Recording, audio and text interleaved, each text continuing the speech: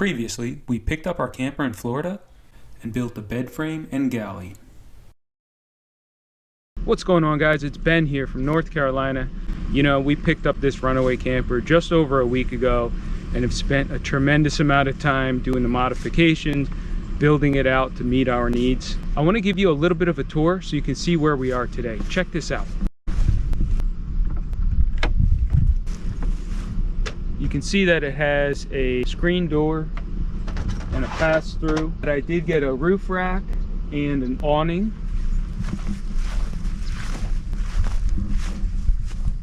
We also opted for the third window and a spare tire down below.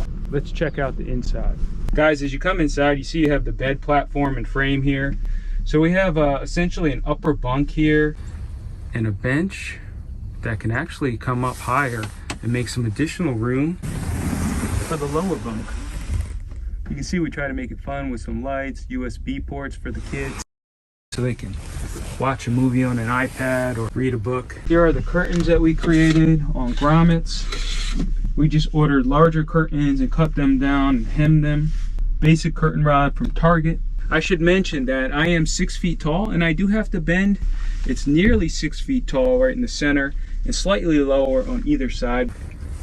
We have a little galley up front with a 12-volt refrigerator, sink that runs off of a USB powered faucet, and a gray water tank. Here's the gray and here's the fresh water. There's some vinyl flooring down on the subfloor, which is basically a piece of 1/2 inch thick plywood. You can also see that we installed a MaxxAir Fan Deluxe, which has, I think, up to 10 speeds, and you can choose to pull air in or push air out. We have some storage here for our 2-burner propane Coleman stove and some additional storage, stuff like a USB powered fan, ceramic heater.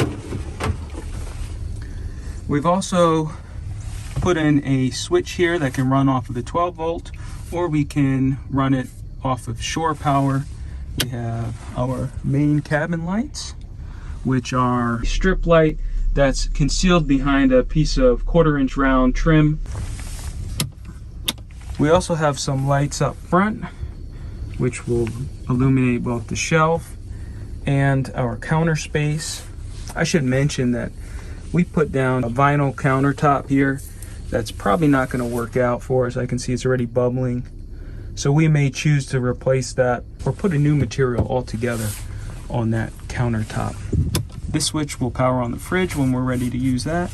And we have USB ports.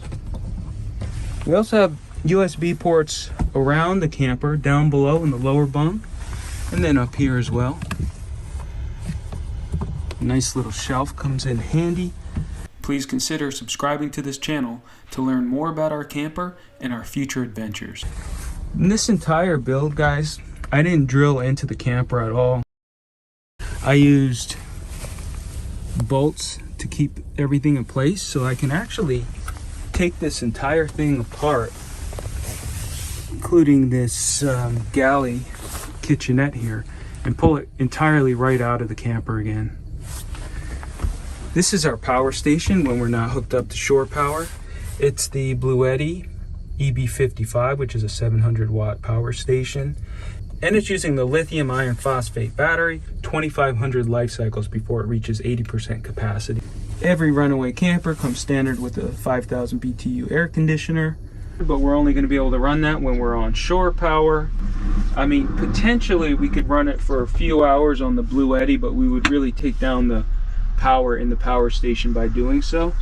So it's likely we'll just seek out either conditions where we don't need an air conditioner and we can use with this fan, or a place where we have shore power and we can run this. And we opted for a rear window. We can enjoy that beautiful view of a fall day in North Carolina. So there you have it, guys. It's a quick tour of our build to date. I'm sure that we're going to make a few more modifications here and there as we spend time in the camper after a season or 2 seasons, and we think about what works for us. But for me, the key to this whole thing has been flexibility. I want to make it so that I could take this out solo, or I could take the entire family. We can stay somewhere where we're completely disconnected, or we could stay somewhere that has all of the facilities and power. Thanks for checking out the camper. Make sure to follow along. If you'd like to learn about the build of this camper, check out the 4 previous episodes. Links below in the description.